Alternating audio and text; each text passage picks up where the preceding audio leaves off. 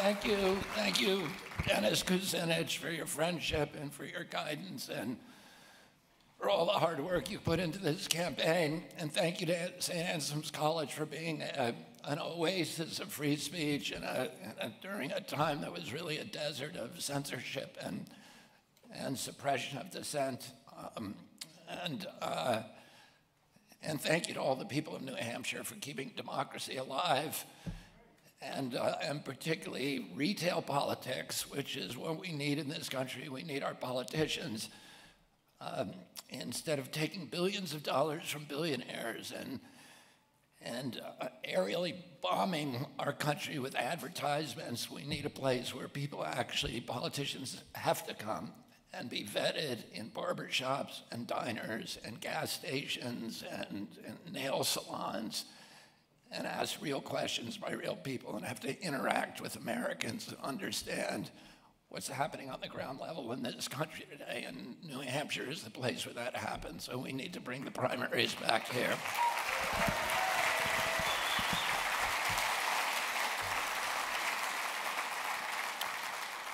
60 years ago this month, my Uncle John F. Kennedy made an historic speech at American University in Washington, D.C. And that speech was called the Peace Speech. I'll give you some of the context for what was happening at that time. The previous autumn, he had been in the Oval Office with his science advisor, who I knew very well as a boy, and then growing up as well, Jerome Wisner. And at that time, I'm 69 years old, and I remember at that time the regular photographs on the cover of the New York Times and the other papers of atmospheric testing in the Pacific atolls. So we were seeing the mushroom clouds of the atom bombs, the hydrogen bombs, and nitrogen bombs that were going off regularly in that part of the world. And that day, my uncle was meeting with Jerome Wisner and asking him, he asked him at that meeting, what happens to the radioactive fallout? And Wisner said it circulates all around the globe very, very quickly, and then it drops back into the earth in the rain, and it gets into our fish, our animals, our ponds, our rivers, our streams, our drinking water. And it was raining at that time, and my uncle spent a long time staring out the window, and he said to Wisner, do you think it's in the rain that's falling right now? And Wisner told him it was. And Ted Sorensen, who was in the room at that time and who had been with my uncle through some of the most difficult times in his life, mourning the death of his brother, and was with him when he almost died during his back surgeries, said that all the years that he knew John Kennedy, there was no time that he saw him more troubled than that day. And that launched a resolution where he decided he wanted to ban atmospheric nuclear testing. He knew his State Department would oppose it, and he knew the Pentagon was going to oppose it, so he did the whole thing secretly with Castro. By that time, they had set up the hotlines so they could talk directly with each other, but he negotiated the entire treaty through a few trusted aides within the White House and diplomats who were shuttling back and forth under the nose of the State Department. When they negotiated very, very quickly, and when he announced it to the United States, his State Department and the Pentagon were in revolt, open revolt. In fact, his Pentagon brass were lobbying Congress to kill this treaty by their boss, the Commander-in-Chief. And I think something like 80% of Americans initially opposed the treaty. And he was determined to get it passed. And this speech turned the country around. It was the beginning of a process that turned the whole country around. This speech and the whistle tour that followed it, where he went to places where he did not have political support. He went to the South, he went to the Western states, he went and gave speeches at the Mormon Tabernacle in Salt Lake, people who had not supported his presidency. But he found tremendous support on the ground from all Americans for making this happen, because as it turns out, the intelligence apparatus and the military brass wanted the war, but the American people did not, and they wanted an end to it. And with the speech, he did something extraordinary, something that had never been done before. To me, it's his most important speech. It's one of the most important speeches in American history. And the thing that he did that was so unusual in that speech is he talked to the American people and asked them to put themselves in the shoes of the Russians. Everybody else was doing the opposite at that time. They were demonizing and vilifying the Russians. And he said, no, we have to put ourselves in their shoes, in the shoes of our adversaries if we want to have peace. We need to do that. It has to be a regular discipline. And at that time, most Americans, the zeitgeist of that era, I was born 9 years after the end of World War II. And the zeitgeist of our era, the governing assumption was that America had won the war, and now we were going to rightfully dominate the peace. And he said something very, very different than to Americans that challenged that sort of patriotic assumption. He said, no, it was actually the Russians who won the war. They weakened Hitler and made it possible for us to march into Berlin. And he talked about the suffering of the Russians during the war and to legitimize their security concerns, which nobody was doing. Any show of military strength by the Russians at that time was portrayed as aggression. And what he was saying to the Americans is, no, they have legitimate security concerns the same as we do. And we need to understand those things. And he reminded Americans of the suffering that the Russians had endured during the war, the unimaginable suffering. 1 in 7 Russians had been killed during World War II. He said that, he asked Americans to imagine that all of the land, all of the cities, all of the towns from the East Coast to Chicago had been leveled to rubble, that the forests and fields had been burned. And he said that's what happened to Russia during the war. That's what they sacrificed for us. And they have legitimate security concerns to make sure that never happens again. And that speech turned around the American people. And they ended up supporting that. It was one of the fastest ratified treaties in American history. I'm speaking to you today because the world is once again at a very similar crossroads. As in my uncle's time, nuclear tensions are at an extreme and dangerous level. As in his time, we have a unique opportunity not only to diffuse those tensions, but to take a radically different path, a path towards peace. My uncle's commitment to peace bore fruit in the Limited Test Ban Treaty of August 1963. But his assassination that November turned the nation down another path. His successors have launched one war after another, along with the ceaseless expansion of our military. Some call it the forever war. Americans used to identify herself as a peaceful nation. In fact, the framers of our Constitution said that believed that democracy was inconsistent with an imperium abroad, that if we tried to make ourselves an imperial nation abroad, that we would turn into a surveillance state, a garrison state, a security state at home, and that we would also destroy our economy. We would drain it, as happens with every empire. Every empire ends itself through the expansion of the military, overexpansion of its military abroad. And the founders knew that. John Quincy Adams spoke for all of them when he said, America goes not abroad in search of monsters to destroy. Today, I want to recall that memory because this forever war, which has so drained our nation's vitality, now threatens to plunge the world into the unspeakable horror of nuclear Armageddon. And I speak, of course, of the situation in Ukraine. I abhor Russia's brutal and bloody invasion of that nation. But we must understand that our government has also contributed to its circumstances through repeated, deliberate provocations of Russia going back to the 1990s. Democratic and Republican administrations have pushed NATO to Russia's borders, violating our own solemn promise from the early 90s when we pledged that if Russia made this terrible concession of moving 400,000 troops out of East Germany and allowing the unification of Germany under a NATO army, a hostile army, that we would commit that after that we would not move NATO 1 inch to the east. And James Baker gave that assurance, as did the British government officials and many, many others. And yet, today we have surrounded Russia. We have moved it not 1 inch to the east, but 1,000 miles and 14 nations.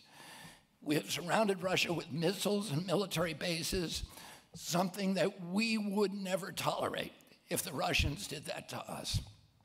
And statements from our government officials and think tanks lay out the goals for the Ukraine war: regime change in Russia, the overthrow of Vladimir Putin. This is what President Biden has said is our purpose in the Ukraine. The disabling and exhaustion of the Russian military and the dismembering of the Russian Federation. None of these objectives have anything to do with helping the Ukraine, which of course was the pretext for our involvement in the war. That's when our leaders told us that we were there for a humanitarian mission. But they've since acknowledged that there is a broader geopolitical agenda and that Ukraine is simply a pawn in a proxy war between the United States and Russia. Like teenagers playing World of Warcraft, these warmongers inside U.S. leadership draw up war games and scenarios and pretend that a nuclear war is winnable. That is a dangerous lie. It's an illusion that my uncle's Defense Secretary, Robert McNamara, called mass psychosis. These individuals do not appreciate what John F. Kennedy understood when he said of nuclear war, quote, all that we have built, all that we have worked for would be destroyed in the first 24 hours. Even one nuclear explosion spreads radioactivity around the world. Can you imagine the consequence of a full nuclear exchange? President Kennedy did.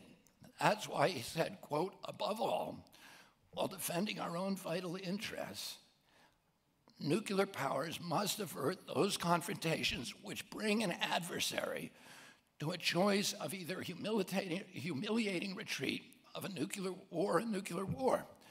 To adopt that kind of course in the nuclear age would be evidence of the bankruptcy of our policy or a collective death wish for humanity. Let me say that again. Nuclear powers must avert those confrontations which bring an adversary to a choice of either humiliating retreat or a nuclear war. The shameful fact is that for the last 20 years, the advocates of a militaristic foreign policy within the U.S. leadership have done exactly the opposite. Their belligerent strategy of maximum confrontation extends beyond Russia to China, where the same group within our government hopes to use Taiwan as a geopolitical pawn, the same way they used Iraq and Syria and now Ukraine, to further a vain fantasy of world domination through violent confrontation. Let's leave off geopolitics for a moment and take the matter of war and peace a little deeper. President Kennedy understood that peace begins with our basic attitudes and beliefs. He spoke of the futility of passively waiting for the other side to become enlightened. We, quote, we must examine our own attitudes, he said, as individuals and as a nation, for our attitude is as essential to theirs. End quote. We should, he said, begin by looking inward. Yes, back in 1963, a politician really said that. A political leader.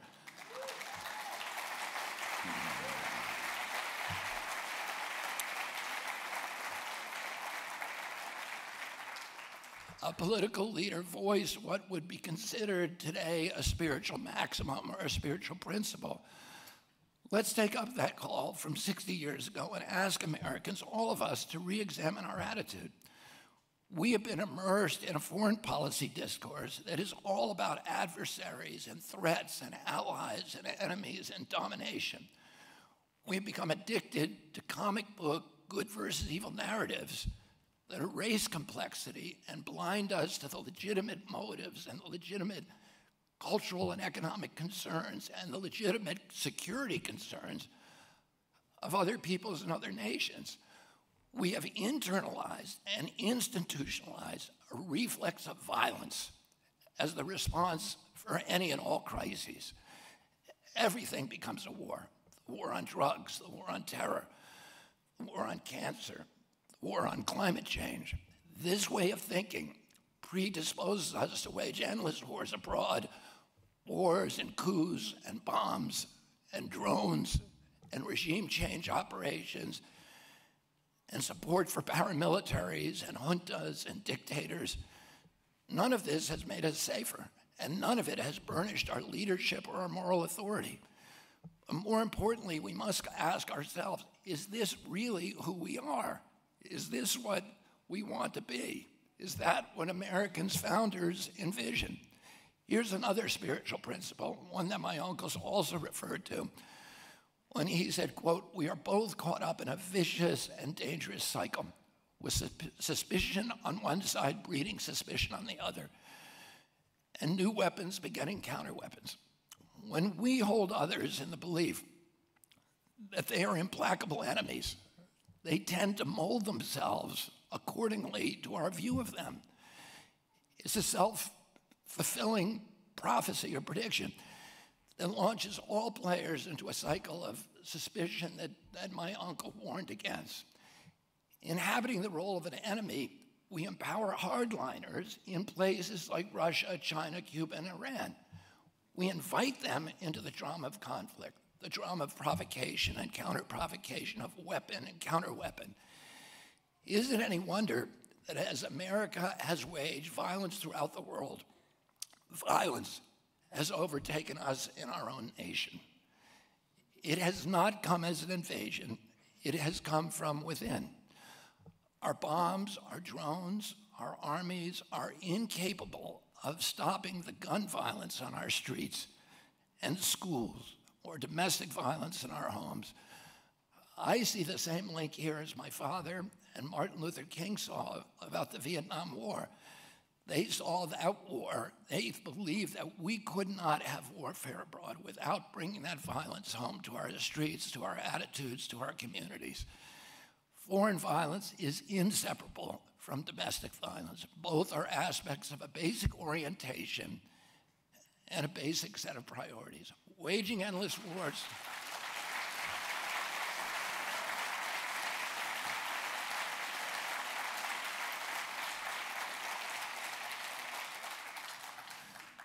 Waging endless wars abroad, we have neglected the foundation of our own well-being. We have a decaying economic infrastructure. We have a demoralized people and despairing people. We have toxins in our air and our soil and our water. We have deteriorating mental and physical health. These are the wages of war. What will be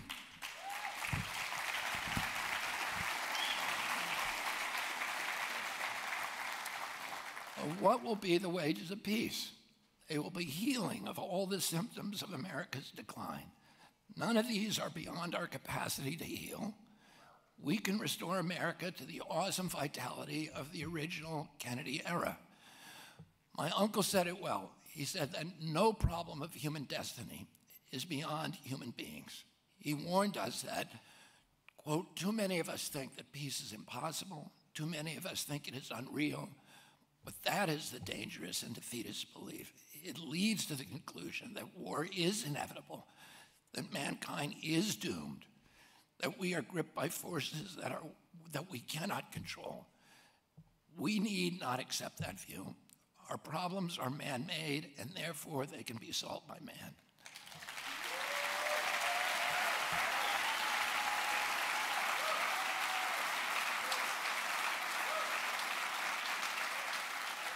So how do we actually do that? We started by replacing the vicious cycle of suspicion with a virtuous cycle of trust building. We reverse escalation. It takes courage to make the first move toward peace. Let's see what happens when we stop the provocation and the escalation and offer instead an olive branch. Each step we take invites those who we call our adversaries to take a step further. Maybe Russia won't respond. Maybe they won't respond in kind or in any way, but at least we will know that we tried, and the whole world will know it too. That step comes from a changed attitude and from courage. Speaking in the midst of the Cold War, John Kennedy asked us, quote, not only to see the distorted and desperate view of the other side, not to see conflict as inevitable, accommodation as impossible, and communication as nothing more than exchange of threats. Let's take a moment and allow that to sink in. Today, America has broken off practically all diplomatic contact with Russia, so that communication has indeed become little more than an exchange of threats and insults. FDR met with Stalin. JFK met with Khrushchev. Nixon met with Brezhnev. Reagan met with Gorbachev. Can't Biden meet with Putin?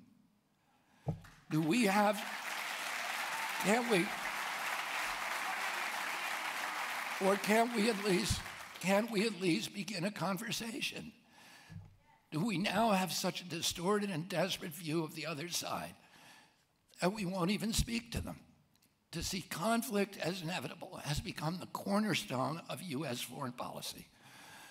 2 or 3 decades ago, it was the clash of civilization between Islam and the West.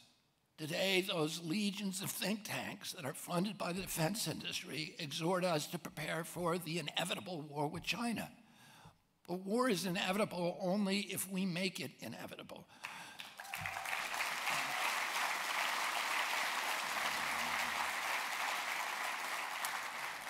The war in Ukraine could have been avoided, even as late we now know as spring of 2022, when U.S. officials sent Boris Yeltsin to Kiev to scuttle peace talks between Ukraine and Russia, a peace agreement they had already signed. And not only that, Russia had already begun removing its troops from the Kiev area. We now know this. This war was not inevitable. It was the creation of a relentless mentality of war and domination. At the height of the Cold War, JFK was willing to see beyond the prevailing stereotypes of Russia and its leader, Khrushchev, as the epitome of evil. The two men at that time exchanged 26 highly personal and private emails among each other. We had a KGB and GRU spy who used to come to my home when I was a little boy, and we knew he was a spy, and this was the time that the James Bond films were all coming out, and we considered it, very sort of romantic and dangerous to have a real spy, Russian spy in our house. But he was a very charming guy. He was kind of a short and extremely strong, and he would do rope climbing contests with my father and push-up contests, and he could do the Cossack dancing, which was really impressive to all of us, and he taught us to do it. And he had a great sense of humor, and he was filled with laughter, and my father and mother enjoyed his company a lot. They met him originally at the Russian embassy at a party. But the State Department was horrified that we were letting a KGB spy into our home. But during this period, my uncle wanted to talk directly to Khrushchev. The CIA didn't know anything about what was happening in the Kremlin, and they always thought the worst. They always told him the worst was happening, and he knew enough about politics to know that it couldn't be that bad. And ultimately, Khrushchev sent him the first of these letters, hidden in the New York Times through Bolshoi. And these letters ran the State Department. Both my uncle and Khrushchev realized during this correspondence that they were both surrounded by an intelligence apparatus and by military brass who considered war both inevitable and desirable.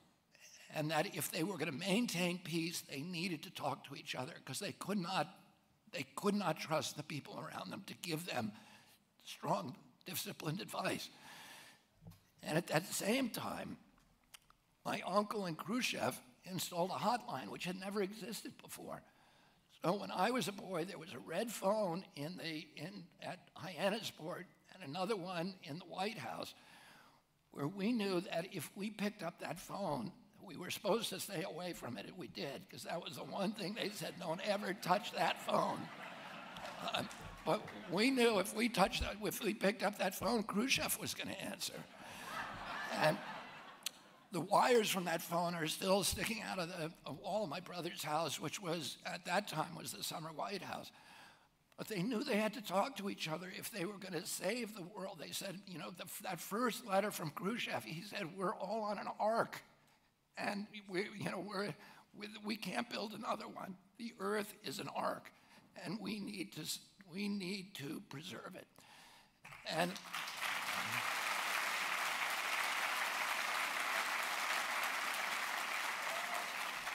the question now is, are we willing to do anything like that today? Or are we going to remain stuck in a self-righteous story in which America is categorically good and our opponents are irredeemably evil? If we remain stuck there, so will every other nation. It's not only America that's fallen into this simplistic good guy, bad guy thinking. That's the example we've set for everybody in the world. No wonder it's been replicated everywhere, between Israel and Iran, between India and Pakistan, between Shia and Sunni, between Jew and Arab, between Hindu and Muslim, left and right, between pro-life and pro-choice, between vax and anti-vax. This tribalistic, us versus them thinking is tearing us apart, and it's...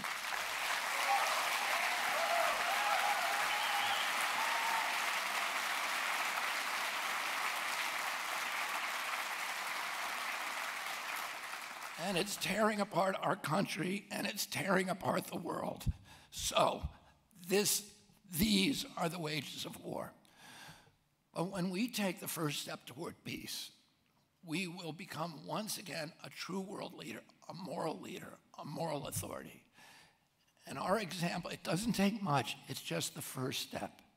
And people will start looking at America differently, the way they did when my uncle was president. My uncle, I pointed this out in my announcement speech. My uncle was so determined, he told one of his best friends, Ben Bradley, said to him, what do you want as your epithet on your gravestone? And he said, he kept the peace. He said, and Bradley asked him to explain that, and he said, the primary job of an American president is to keep the country out of war. That's what he said. And during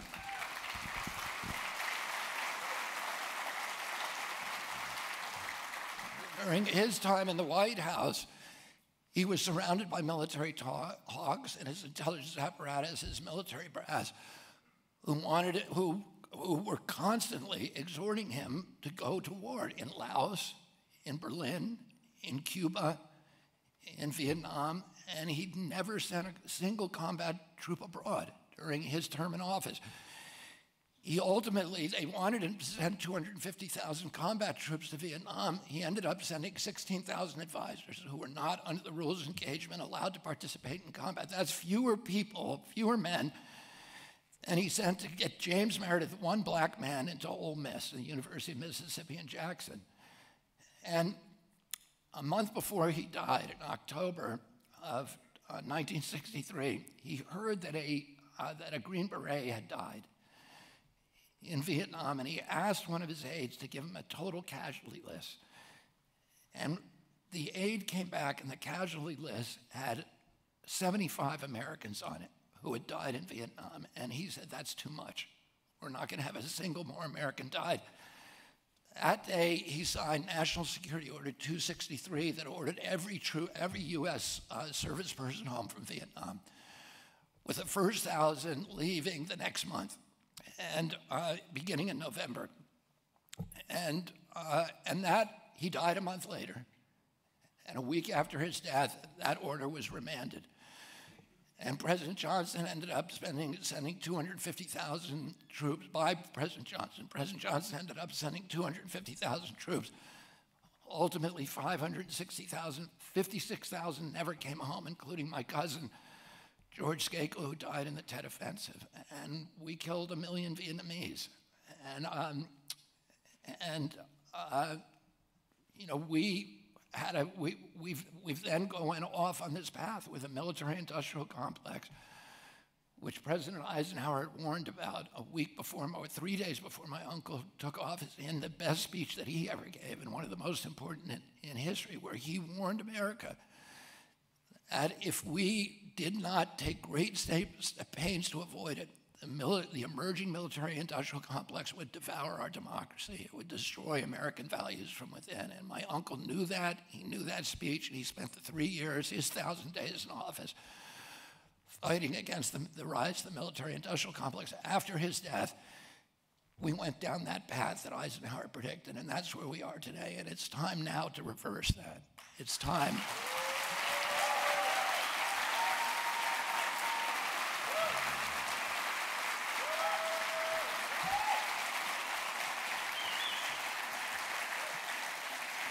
Thank you. As I said before, peace comes from a changed attitude. At the bottom of the war mentality, that casts the world into a drama of enemies and threats and lies a debased view of human nature. When you see humans as fundamentally selfish and whole nations as fundamentally evil, then all you have available to change their behavior is threats and bribes. Peace comes from a different place.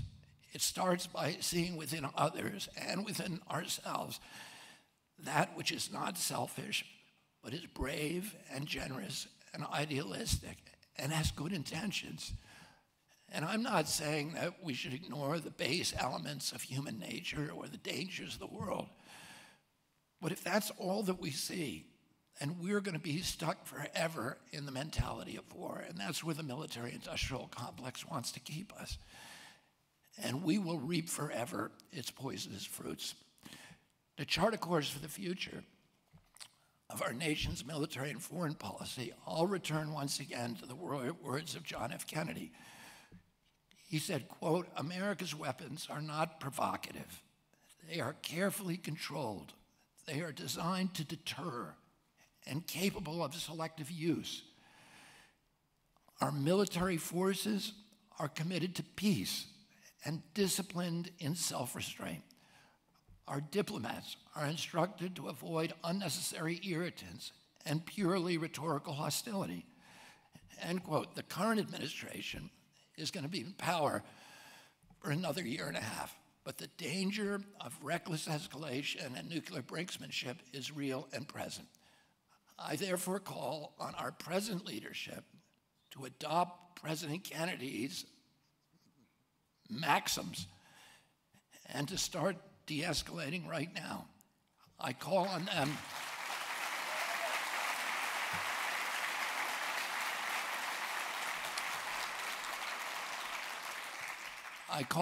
to fulfill John F. Kennedy's declaration. I call on the military establishment to exercise disciplined self-restraint. I call upon the State Department to avoid unnecessary irritants and hostile rhetoric. And here's the most important thing of all. I call on every American to join in a new peace movement, to make your voices heard, to reject the insanity of escalation, and to celebrate no longer the wartime president, but a president who keeps the peace.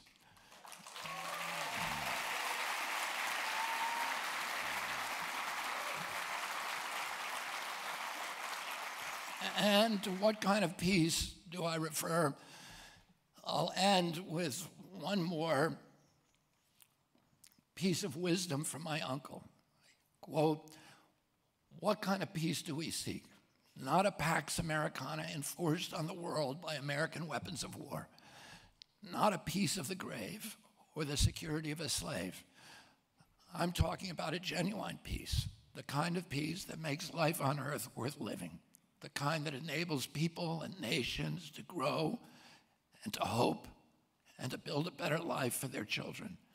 Not merely a peace for all men and women, but not merely a peace for our time, but a peace for all time." Thank you all very much.